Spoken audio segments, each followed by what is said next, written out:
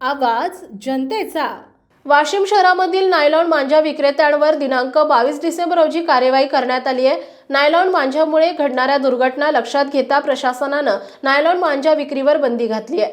त्याची अंमलबजावणी करण्याकरिता वाशिमचे पोलीस अधीक्षक अनुज तारे यांनी विशेष मोहीम राबवण्याचे आदेश आदेशित केले आहेत। त्याच अनुषंगाने दिनांक 22 डिसेंबर रोजी पोलीस स्टेशन वाशिम शहर येथील डीबी पथकाचे पोलीस अधिकारी आणि अंमलदार यांनी वाशिम शहरातील मुख्य बाजारपेठेत पतंग विक्रीचे दुकान असलेल्या भागामध्ये पाहणी केली असता बागवानपुरा वाशिम परिसरातील न्यू लकी पतंग सेंटर आणि अब्दुल्ला पतंग सेंटर या दुकानांमध्ये मोठ्या प्रमाणात नायलॉन मांजा विक्री करीत असल्याचं दिसून आल्यानं त्यांच्याकडून एकूण 24 नायलॉन मांजा रील ज्यांची अंदाजित किंमत 10,080 रुपये आणि ह्या रील जप्त करून वरील नमूद त्या दुकान मालकांना पोलीस स्टेशनला आणून त्यांच्यावर पोलीस स्टेशन शहर येथे अपराध क्रमांक 744/24 कलम 223, 293, 125 भारतीय न्याय संहिता सह कलम 515 पर्यावरण संरक्षण अधिनियम अन्वये कारवाई करण्यात आली आहे। तरी पोलीस प्रशासनाचे वतीनं सर्व पतंग विक्रेत्यांना आवाहन करण्यात आले की नायलॉन मांजामुळे इतरत्र घडत असलेल्या गंभीर घटनेची तीव्रता लक्षात घेऊन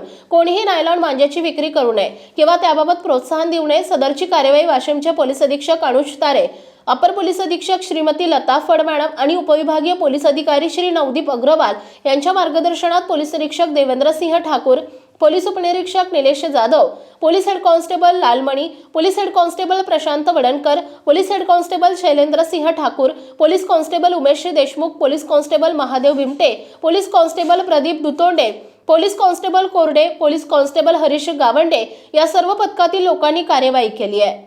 वाशिम जिल्हा प्रतिनिधी नारायणराव वारू पाटील। आपल्या परिसरातील बातम्या